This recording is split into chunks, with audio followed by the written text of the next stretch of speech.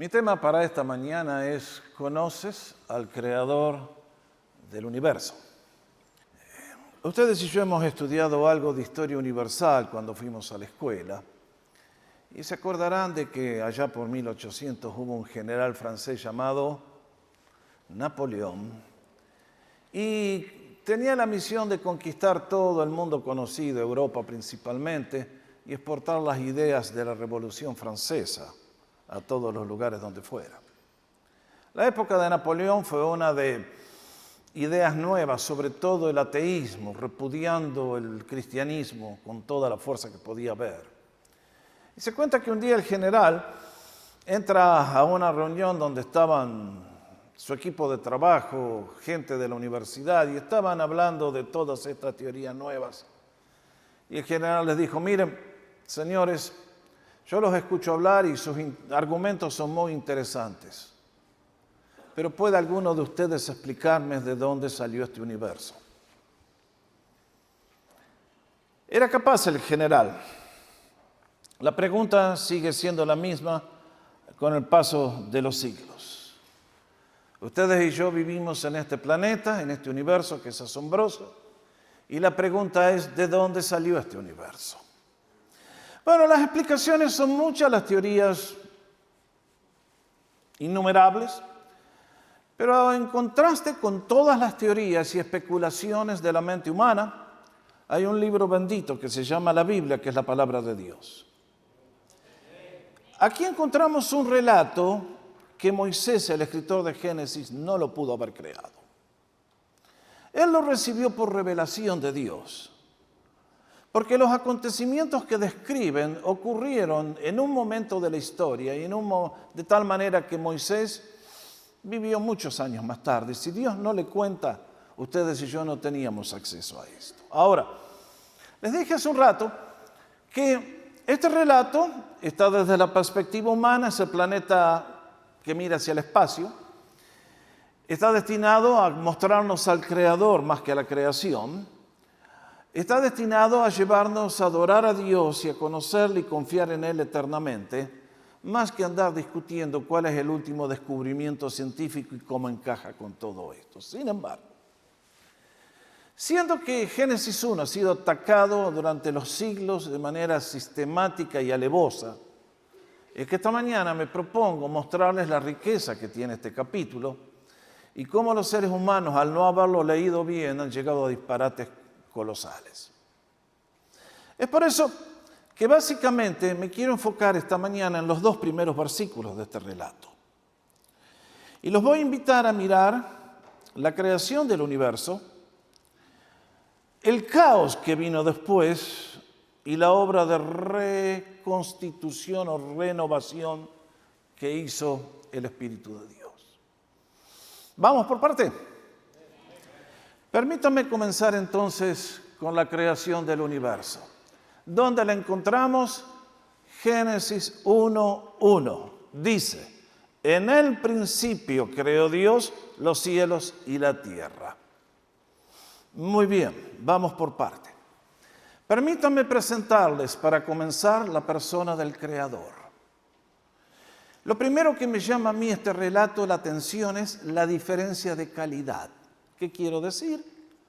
Que ustedes y yo hemos leído en los libros de la escuela cómo los griegos explicaban la formación del mundo y cómo los romanos y los sumerios y los babilónicos, y eran todos mitos. Era un Dios que luchaba contra otro Dios y se pelearon y salió el hijo y basura. La Biblia nos muestra a un Dios de poder infinito, soberano en majestad, que se sienta sobre un trono al cual nadie puede disputarle el poder. Aquí no hay lucha ni conflictos. Es el Dios infinito y glorioso poniendo sus manos a la obra y entonces ocurre lo que ocurre. Le llamo la atención también al nombre del Creador. El término hebreo es Elohim. Cada vez que usted lea el Nuevo Testamento y vea la palabra Dios, es esta palabra hebrea, traducido quiere decir Elohim. Y lo notable es que cuando usted lee el hebreo, esta palabra está en plural. pero no la traducimos dioses, traducimos Dios. Este es un término muy distinto. Cuando los judeos quieren decir profeta, dicen Nabi. Cuando dicen los profetas, agregan Nabiim. Y cuando dicen rollos, dicen Ketub. Y cuando quieren decir plural, Ketubim. Cuando ustedes y yo encontramos el nombre del Dios viviente, está haciendo referencia al ser de Dios. El origen de esta palabra tiene que ver con majestad, a la cual se le debe respeto, honra y reverencia. Y ya indicándonos este plural, nos está dando a entender que el Dios creador es un solo Dios, pero que tiene tres personas, como vamos a aprender más adelante en la revelación de Dios. Un solo Dios en esencia, pero que se manifiesta en tres personas. ¿Qué queremos decir en esencia? Que nuestro Dios es Padre, Hijo, Espíritu Santo. Los tres son eternos, inmutables, omniscientes, omnipotentes, omnipresentes. Todos los atributos de gloria le pertenecen a los tres, pero es un solo creador. Este es el nombre, es el Dios eterno, que la Biblia no se preocupa en demostrarnos o explicarnos de dónde vino o cuándo comenzó su existencia. Es un misterio infinito, tu mente y la mía no lo pueden entender, simplemente nos basta con aceptarle por la fe y adorarle. Segundo, permítanme llamar la atención a la actividad del Creador. Marquen el verbo. Dice, en el principio creó Elohim, ¿qué cosa? Los cielos y la tierra. Este término crear es un término muy especial. La palabra original es bara. Y ustedes lo habrán leído por ahí, en algún libro por ahí, van a decir, ¿qué es esta palabra que está al lado? Ex nihilo. Cuando dice el término bara, quiere decir que Dios sacó el universo de la nada. No había materiales preexistentes. Solamente estaba el ser de Dios. Y por un acto de su voluntad, Dios hizo que mediante un acto de poder, en un instante apareciera el universo con la magnificencia que vemos, tan grande es su poder. Y con esto concuerda la Escritura. Porque Hebreos 11:3 nos dice, por la fe entendemos haber sido constituido el universo por la palabra de Dios. Esto es lo que le dio el origen. De modo que lo que se ve fue hecho de lo que no se veía. Ahora, quiero enseñarles que Génesis, cuando uno lo lee en el hebreo, es una película en colores. Y es por eso que quiero mencionarles que aquí, en este párrafo, hay tres verbos que son fundamentales. El primero es crear, que acabamos de mencionar, y que significa crear de la nada. Y este mismo verso aparece 4 veces en el relato que leímos. Entendemos que Dios creó de la nada el universo. En 1:21 lo va a decir que creó de la nada a los animales. En el 27 nos va a hablar que creó el espíritu humano. Y en el 2:3, para que ustedes y yo veamos la riqueza de lo que ha hecho, los leímos juntos. Dios bendijo el séptimo día y lo santificó, porque en él reposó de toda la obra que había creado y hecho. Bará, crear de la nada. No había nada y el poder de Dios lo hizo. Segundo verbo que les quiero presentar, porque esto es lo que va a aparecer a partir del versículo 13 en adelante y lo voy a usar muchas veces. Hacer, lo que acabamos de leer, indica fabricar utilizando materiales, elementos preexistentes. Sobre lo que ya estaba, Dios utilizó el material e hizo lo que hizo. Lo encuentran allí en los versículos 1, 16, 25, 31, etcétera, etcétera. Y permítanme llevarles al tercer verbo, que tiene que ver con todo esto. Es el verbo formar y hacer. Y aquí hace referencia a la obra de un artesano que forma con sus manos un vaso de belleza. Es Miguel Ángel haciendo un David con el martillo y el cincel. Es un Leonardo pintando la Gioconda. Es la obra de un artífice que plasma algo de un valor incalculable. Por eso en el capítulo 2 leemos que de la costilla que el Señor Dios había tomado del hombre, vará, no, hay material preexistente. Hizo, no.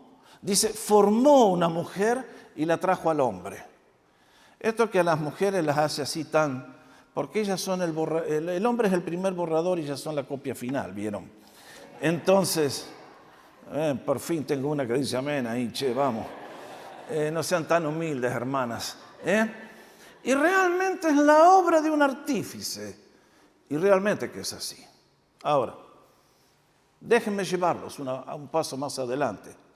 Al tiempo de la creación. Aquí el texto nos dice, en el principio creó Dios los cielos y la tierra. Marque la expresión en el principio. El término Bereshit en el hebreo nos da a entender un punto que es imposible de concebir de tan lejos que es. Y para entenderlo un poquito, tendríamos que ir a Juan capítulo 1, donde comienza diciendo, como dice Juan 1:1, en el principio, es la misma expresión, era el verbo. Y el verbo era con Dios y el verbo era Dios. Esa expresión cuando se aplica al Señor Jesús, nos está apuntando a un principio que no era principio, porque Él es eterno y siempre existió. Pero lo que nos quiere llevar es que este ser que la mente humana ha tratado de concebir con cuán viejo es el universo, aquí nos enseña que es mucho más de lo que nosotros podemos imaginar con nuestra mente. La Biblia no nos dice exactamente en qué año fue fundado el universo. Sería imposible medirlo con los sistemas que había en aquel entonces. Es muy difícil medirlo en el día de hoy. ¿En qué año hubiera dicho? Fue creado, 220.000 billones antes de Cristo, si Cristo todavía no había nacido. Imposible. Ahora, déjenme avanzar un poquito más. El momento de la creación. Mucho se ha debatido con respecto al universo. ¿De dónde salió? Los filósofos griegos decían, la materia siempre existió, la materia siempre estuvo. Decían, aquí estuvo, aquí está, no sabemos de dónde vino. Y en el día de hoy hay mucha gente que toma esa postura. Yo no sé, no puedo explicarle.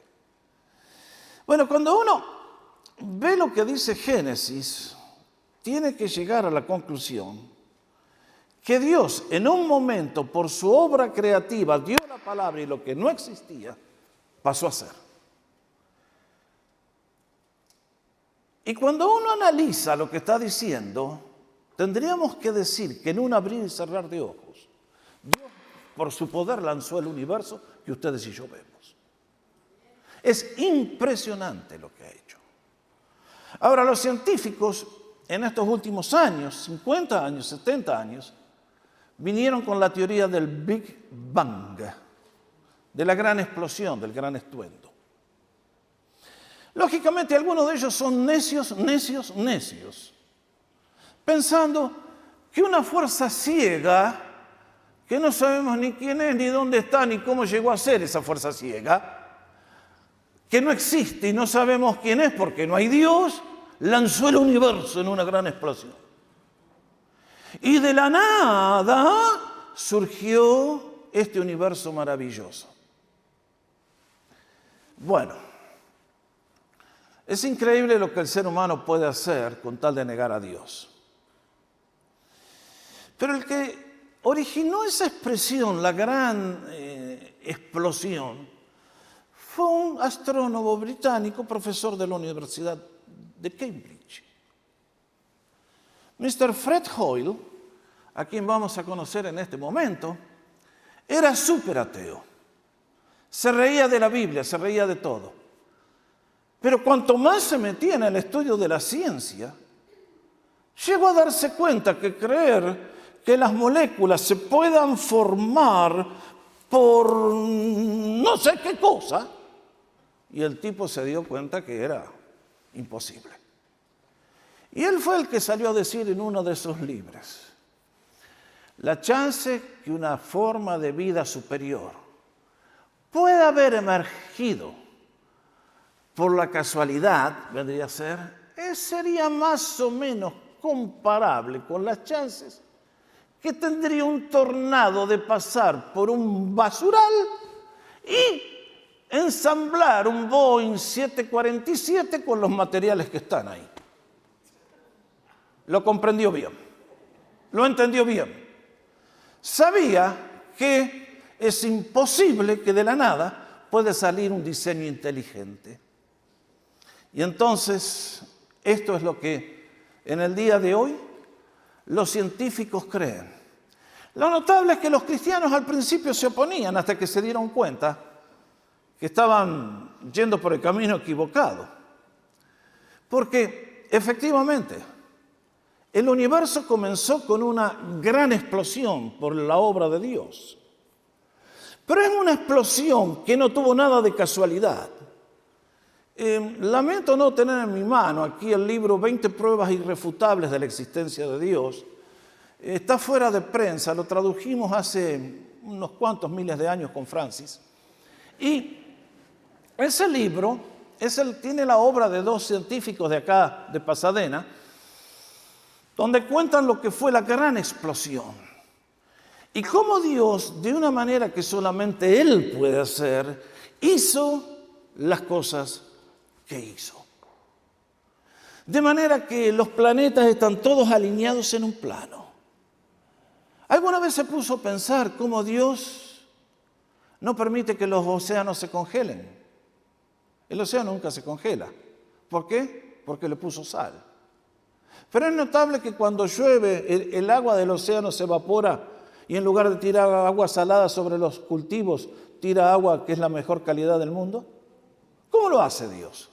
Todo lo tiene calculado.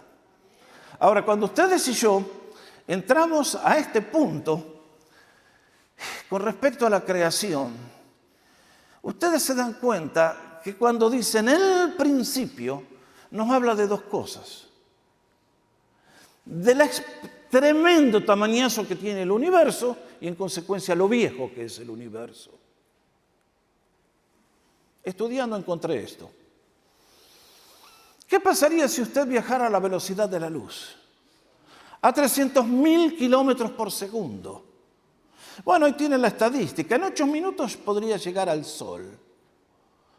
Ahora, si quisiera viajar hasta el centro de la galaxia de la Milky Way, de la Vía Láctea, le tomaría 33.000 años. Señoras, ustedes cómprense bastante para teñirse el pelo, se los recomiendo. Porque van a necesitar unas cuantas toneladas si quieren hacer ese viaje. La Milky Way, la Vía Láctea, pertenece a un grupo de galaxias que se llama el grupo de Virgo.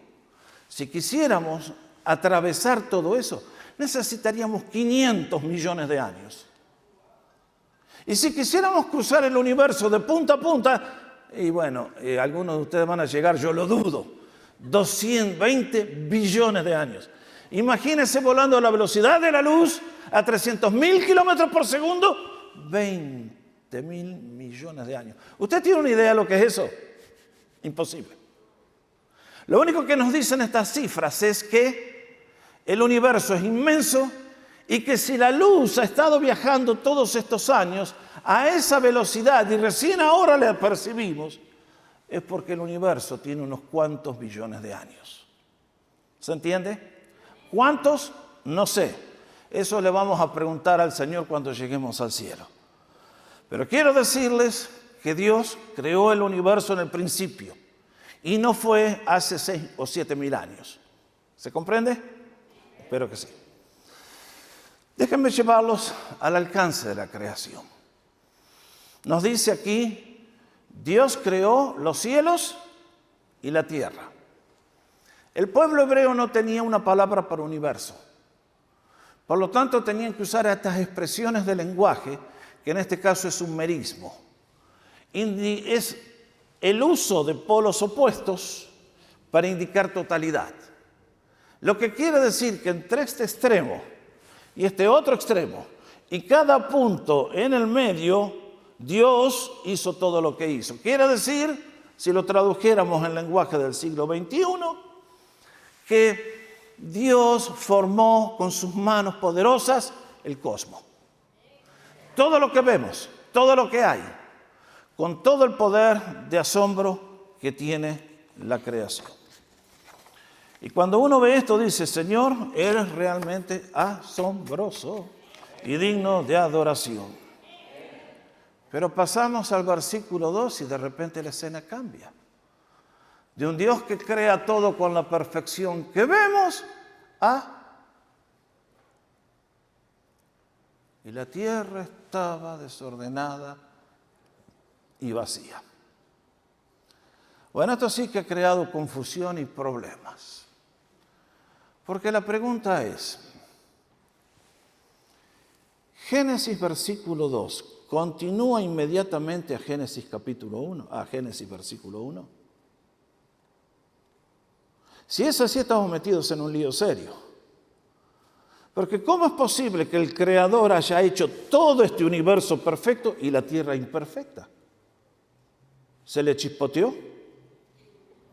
Medio difícil de creer.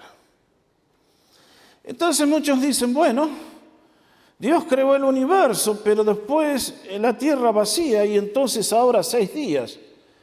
¿Y cómo encaja todo esto? Bueno, quiero proponerles y mostrarles que entre Génesis 1.1 y Génesis 1.2 hubo un espacio de tiempo, infinitamente, no sé cuántos billones de años o cuántos miles de años, no sé, porque eso nadie lo puede contestar. Pero entre Génesis 1.1 y Génesis 1.2 hubo un espacio gigantesco. Y entonces ocurrieron las cosas que leemos. ¿A dónde los quiero llevar? En primer lugar, otra vez la importancia de estudiar los idiomas originales. Les presento una mejor traducción. Versículo 2. Pero la tierra llegó a ser, el verbo es hayá, desordenada y vacía. No es que estaba, que fue creada desordenada y vacía. La mejor traducción es llegó a ser. ¿En qué nos basamos para hacer esa afirmación? Bueno, vean cómo usa Génesis el verbo. Capítulo 3. La serpiente llegó a ser más astuta que todos los animales del campo. 3:20. Eva llegó a ser la madre de todos los vivientes. Nuestras versiones traducen fue. 21:20. El hijo de Abraham, Ismael. Nos dice, Dios acompañó al niño y este fue creciendo, vivió en el desierto y se convirtió, proceso, mala traducción, pongan, llegó a ser un experto arquero. 37:20. Y al ver en qué terminan los sueños de José, a ver qué llegan a hacer, nada, lo vamos a matar, dijeron los hermanos. Este es el verbo. Acá lo encontramos traducido como la tierra estaba. Pongan la tierra llegó a ser. Ahora, noten bien, porque la tierra llegó a ser 2 términos usa aquí el escritor. Nos dice desordenada, nos dice vacía. El término desordenado tohu quiere decir sin forma, desordenada, carente de propósito. Vacía se traduce desolación, un basural, los restos de una civilización que pereció. Todo eso está contenido en esas 2 palabras. Y uno se pregunta, ¿era este el plan original de Dios? ¿Era el plan original de Dios que creara un universo perfecto y luego la tierra, un colapso? La Biblia nos da la respuesta. Fíjense lo que dice Isaías 45, 18. Porque así dice el Señor, y marquen bien, vean ustedes la riqueza del vocabulario hebreo y la sabiduría de Dios. Va a usar los 3 verbos que les presenté hace un ratito atrás en esta sola expresión. Porque así dice el Señor que creó Bará los cielos, el Dios que formó Yatzer la tierra y la hizo, Asá, el tercer verbo, la estableció y no la hizo un lugar desolado, traduce nuestra versión. Palabra original, no la hizo tohu, no la hizo desordenada y vacía, sino que la formó, ¿para qué sigue diciendo el profeta? Para ser habitada. Yo soy el Señor y ningún otro. ¿Cuál era el plan original de Dios? Una tierra que fuera habitable. Y ciertamente que antes que viniera lo que pasó, la tierra estaba habitada. Había plantas, había animales y había ángeles. Ahora, ¿cómo llegó la tierra a este estado caótico? La Biblia nos cuenta. Vean ustedes Jeremías 4, 23, 26. En este capítulo, Jeremías describe un juicio futuro de Dios. Va a caer sobre la nación por culpa de su idolatría y su rebelión. Y entonces describe escenas de horror espantosos. Cuando Dios castiga, usted no quiere estar en ese lugar, se lo garantizo. Y nos dice el profeta, miré a la tierra y estaba sin orden y vacía. Las mismas palabras de Génesis 1:1. Tohu wabohu. Y seguí describiendo, y a los cielos, y no tenían luz. Miré a los montes y temblaban, y todas las colinas se estremecían. Miré y no había hombre alguno, y todas las aves del cielo habían huido. Miré y la tierra fértil era un desierto, y todas sus ciudades estaban arrasadas. Delante del Señor, delante del ardor de su ira. Y uno se pregunta, Señor, ¿qué fue lo que pasó? Y tenemos que decir que evidentemente entre Génesis 1:1 y Génesis 1:2 hubo un juicio catastrófico, hubo un castigo de Dios sobre una civilización que existía. Es por eso que ustedes y yo encontramos dinosaurios y todas esas cosas que los arqueólogos encuentran. Y había vegetación. Pero Dios vino en juicio. ¿Por qué? Porque creemos que en ese momento fue cuando se produjo la rebelión de Lucifer. Arrastrando a 1/3 de los ángeles, levantándose contra el poder del Creador. Y Dios, que aparentemente Lucifer tenía el control del planeta Tierra, era el virrey, el regente de esa región, dijo, muy bien, este es el juicio. Fueron infieles a la administración que les di y cuando Dios pega, les vuelvo a reiterar, usted no quiere estar en ese lugar. ¿Cuál fue el resultado de la tierra? Nos dice que quedó desordenada, vacía. El término, vuelvo a reiterarlo, vacío, un basural, como que quedó, pasó el Katrina, pasó el María, pasó el Henry, y ustedes ven lo que quedó. Y entonces nos agrega 2 cosas más que valen la pena notar. Y las tinieblas cubrían la superficie del abismo y el Espíritu de Dios se movía sobre la superficie de las aguas. Aquí ocurrieron 2 cosas. En primer lugar, se apagó la luz. Y ustedes saben muy bien que si en esta mañana el sol se apagara, se acaba la vida en el planeta Tierra. Es imposible. No podemos vivir sin la luz. Es lo que produce 1.000.000 de efectos que hace que las plantas, ustedes conocen, no lo tengo que explicar. Segundo, otra vez la importancia del hebreo. Cuando dice las aguas, quiere decir agua congelada, hielo. Eso es lo que dice el término. Lo que está diciendo es que si ustedes tomaran una bocha de fútbol número 5, la llenan de agua y la tiran al congelador, muy pronto va a haber una capa que envuelve toda la pelota. Esto es lo que hizo Dios. Empaquetó a la tierra con una capa, no sé de cuántos kilómetros, de hielos, que si la luz mató, el hielo acabó de completar el castigo.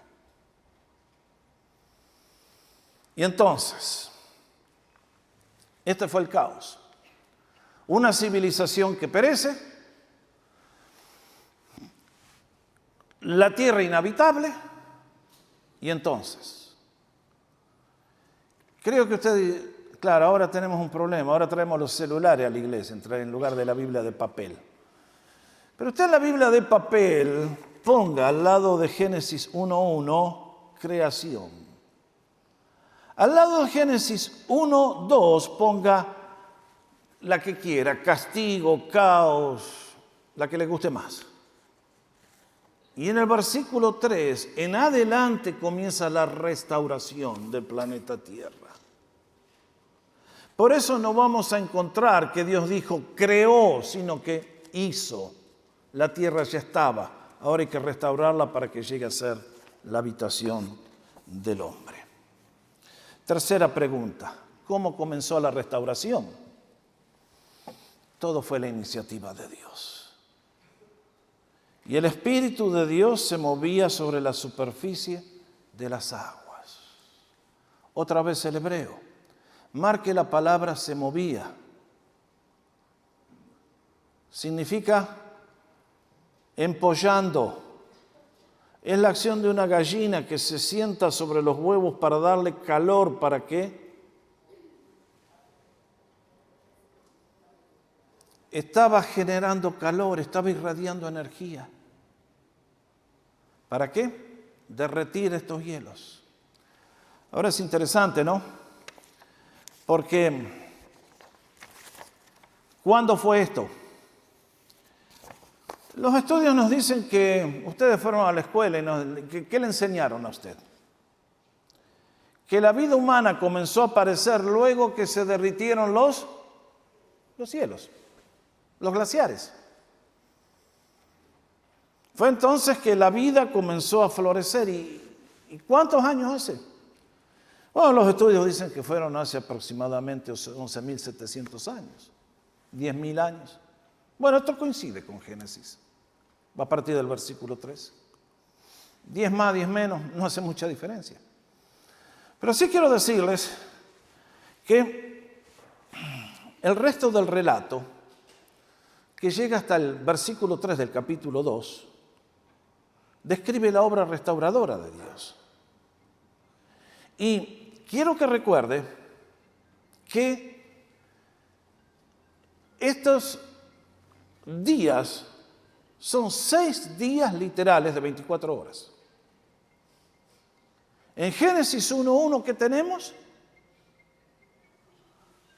Imposible de medir, billones de años. Cuando en Génesis 1:3 al 2:3 habla de día, son días de 24 horas.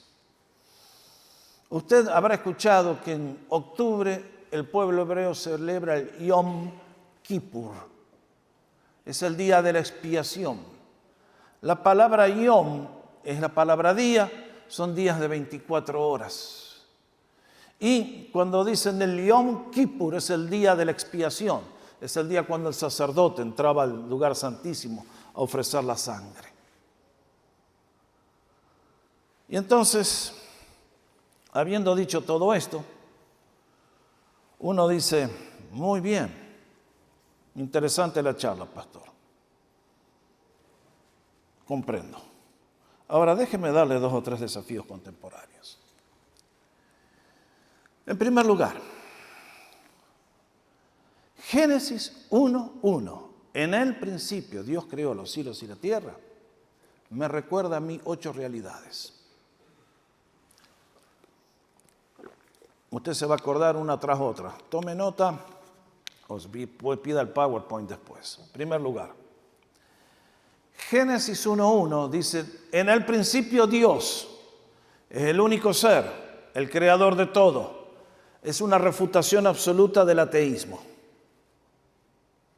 Segundo, nos enfatiza que es el único creador del universo. Por lo tanto, refuta para siempre a aquellos que son politeístas, que creen en muchos dioses y en muchos y ciencia ficción. Tercero, el hecho de que Dios creó la materia refuta para siempre, ¿qué cosa? El materialismo. Hace un rato les dije, los filósofos griegos enseñaban que la materia siempre había existido. No, la materia tuvo un origen cuando Dios dio la palabra y apareció el universo. Tampoco es el materialismo que usa el marxismo para decirnos lo que ellos enseñan. Bueno, yo ya se lo dije 1.000.000 de veces, es una filosofía, una religión falsa que viene del pozo del infierno. Espero que usted no crea que un ser humano puede ser cambiado por la fuerza de las balas y la metralleta. Si usted quiere que lo traten así, pida nomás que alguno lo va a ayudar, pero dudo que cambie con el sistema. Lo único que transforma a una persona es el amor de Cristo.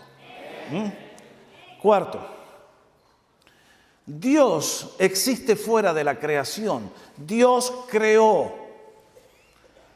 ¿Qué contradice esto? El panteísmo. Ustedes y yo no hemos crecido en la India, pero la India nos está invadiendo ahora con sus filosofías. Y lo que quieren decir es esto, de que Dios creó y es la materia.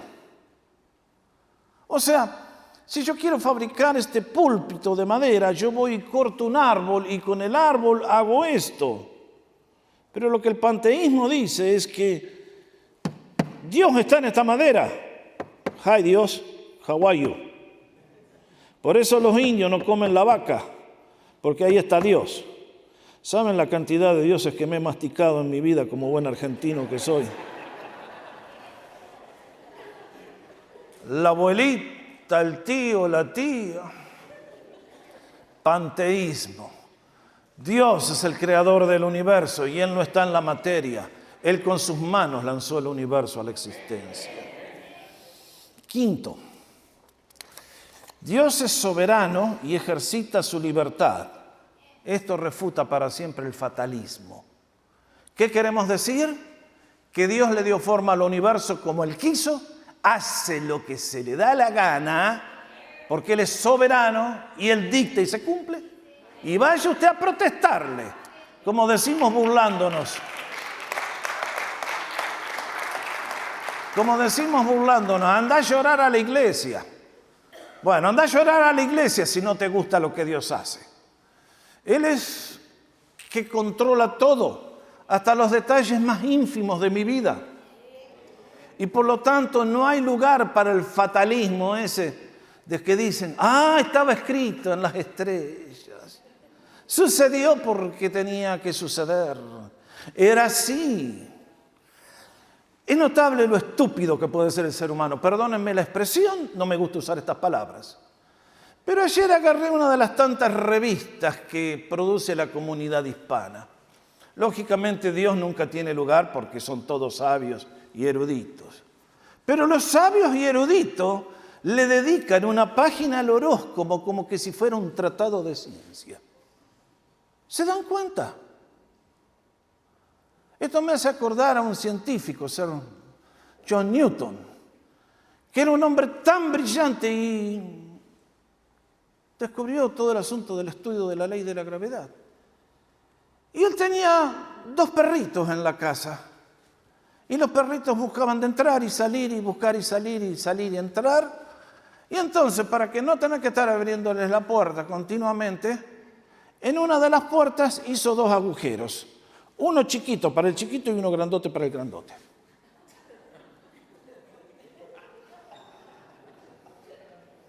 No cayeron, ¿eh? No cayeron.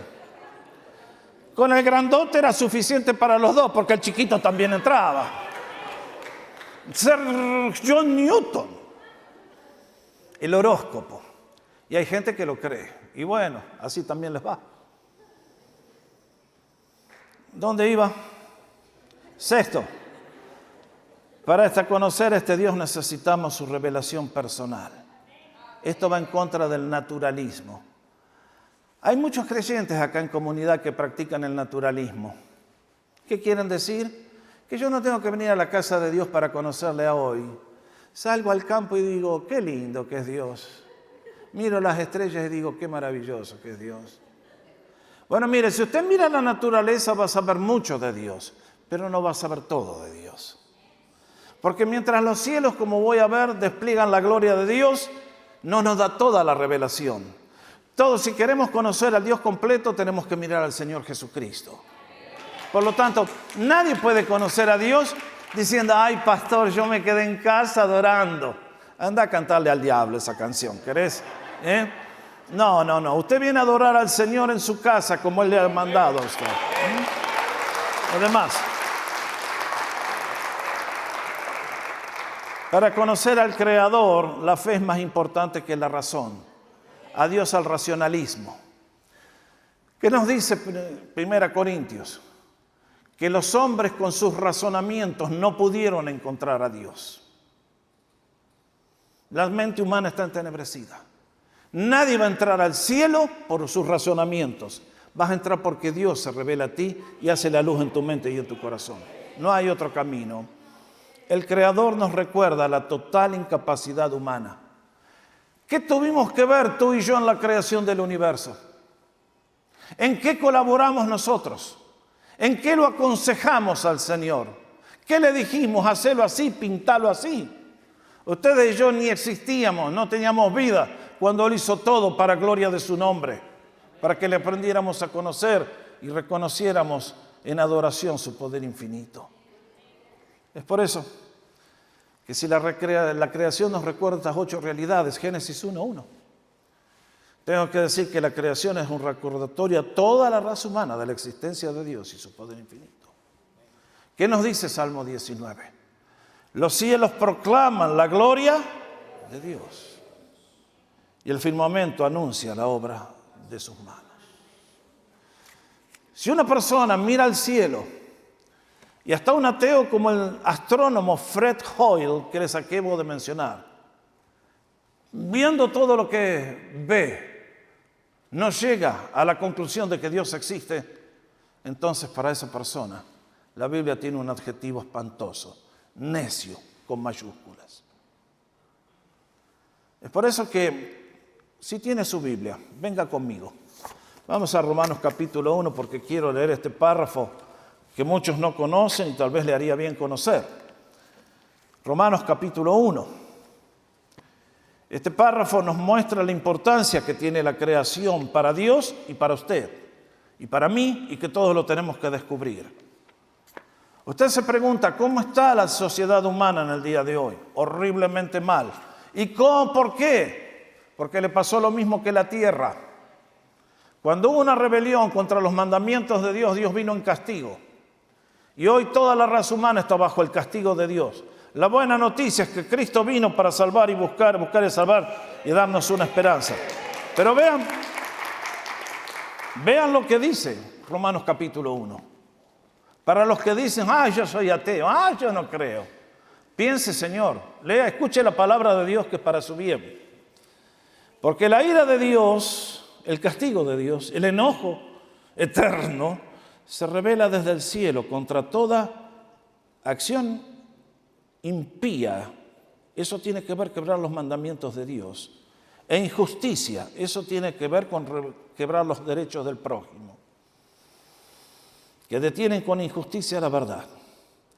Porque lo que de Dios se conoce, les es manifiesto, pues Dios se lo manifestó. Porque las cosas invisibles de Él, su eterno poder y divinidad, se hacen claramente visibles desde la creación del mundo. Mire usted, Dios dice que la creación es el espejo, es el mensaje más potente y elocuente de la existencia de Dios, siendo entendido por medio de las cosas hechas, de modo que no tienen excusa. Pues habiendo conocido a Dios, no le glorificaron como a Dios, ni le dieron gracias, sino que se envanecieron en sus razonamientos y su necio corazón fue entenebrecido. El ateísmo tiene un precio elevadísimo, muchachos. Tú te ríes de Dios, Dios te abandona. Dios te castiga y vas a ver el castigo que viene. Profesando ser sabios, profesores de universidad, teoría de la evolución, no hay Dios, se hicieron necios y cambiaron la gloria del Dios incorruptible en semejanza y de imagen de hombre corruptible. Y este es el descenso: aves, cuadrúpedos y adorando a la serpiente emplumada. Por lo cual también, y ahora vean lo que Dios hace cuando el ser humano toma esa ruta de negarle la gloria, los entregó a la inmundicia en las concupiscencias de sus corazones, de modo que deshonraron entre sí sus propios cuerpos, ya que cambiaron la verdad de Dios por la mentira, honrando y dando culto a las criaturas antes que al Creador, el cual es bendito por los siglos. May I hear an amén? Por esto Dios los entregó a pasiones vergonzosas, pues aún sus mujeres cambiaron el uso natural por el que es contra naturaleza. Y de igual modo, también los hombres, dejando el uso natural de la mujer, se encendieron en su lascivia unos contra otros, cometiendo hechos. This is not another alternative lifestyle. Sorry. Estos son hechos vergonzosos, dice la Biblia. Hombres con hombres, y recibiendo en sí mismos la retribución debida a su extravío. Es muy duro decir que el SIDA es una consecuencia del desvarío. Y como ellos no aprobaron tener en cuenta a Dios, Dios los entregó a una mente reprobada para hacer cosas que no convienen. Y estando, este cuadro me describe a mí y a usted y no es nada lindo, atestados de toda injusticia, fornicación, perversidad, avaricia, maldad, envidia, homicidios, contiendas, engaños. Y sigue la lista, versículo 32, quienes habiendo entendido el juicio de Dios, que los que practican tales cosas son dignos de muerte, no solo las hacen, sino que también se complacen con los que las practican. Yo tengo en mi Biblia 2 ciudades que se llamaban Sodoma y Gomorra. Todos los años celebraban el Pride Gay Day of the Gay Pride. Y Dios les dijo, yo les voy a hacer una remodelación urbana a ustedes. Y les remodeló la ciudad, no quedó ni el recuerdo. Y tengo una sociedad que también se burlaban de Dios y de la existencia de Dios. Y Dios dijo, se han depravado de tal manera que va a venir el diluvio. Y se rieron hasta el último minuto. Hasta que el Dios cerró la puerta y entonces vino el diluvio y todos empezaron a pedir. Y en el día de hoy les digo, señores y señores, ustedes van a decir, ¿y a mí qué me importa, pastor? Yo tengo que arreglar mi situación legal. Yo tengo que arreglar mi matrimonio. Querido, si esta noche saltas a la eternidad sin el perdón de Cristo, tu ruina es eterna, imposible de ser corregido, insondable en el sufrimiento, inacabable en el dolor, vas a pagar un precio increíble. Por eso, conoces al Creador. Conoces al Creador de Génesis 1. Conoces al que formó las galaxias para ponerte a ti en este lugar de privilegio, te ha dado la vida y todo lo que tienes viene de Él. Le eres agradecido. Todos los días de tus labios brota un canto de gratitud y de alabanza. O das por sentado que todo es por tu brazo, por tu inteligencia. ¿De dónde? ¿De dónde? Mis hermanos, Génesis 1:1 nos muestra el Dios de poder, gloria, nos asombra, nos tira a las rodillas. Se hizo todo lo que hizo, pero lo que me asombra es que mientras hablamos de la advertencia, sí también podemos hablar de que este Dios no es un loco tirano, sino que a ti te conocía y desde antes que el mundo fuera creado te trató con gracia y te trató con amor. ¿Qué dice 2 Timoteo? Él nos salvó y nos ha llamado a ti y a mí con un llamamiento santo. No según nuestras obras, son catastróficas, sino según su propósito y según la gracia que nos fue dada en Cristo Jesús desde la eternidad. En el principio creó Dios el cielo y la tierra. Antes que eso, la gracia de Dios ya me cubría a mí y cubre a todos los que están dispuestos a recibir a Cristo como su Señor. Y es por eso, y que ahora ha sido manifestada por la aparición de nuestro Salvador Cristo Jesús, quien puso fin a la muerte y sacó a la vida la luz, y sacó a la luz la vida y la inmortalidad por medio del Evangelio. Y cuando uno llega al final del sermón, ¿qué tiene que decir?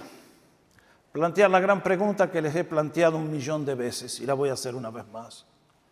¿Cuál es el fin supremo de la raza humana?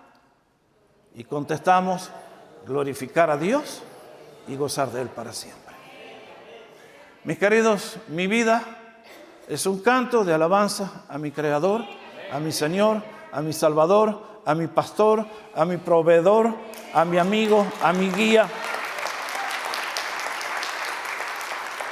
Lamento que mi vida sea tan corta, pero qué buena noticia, voy a tener toda la eternidad para darle gracias.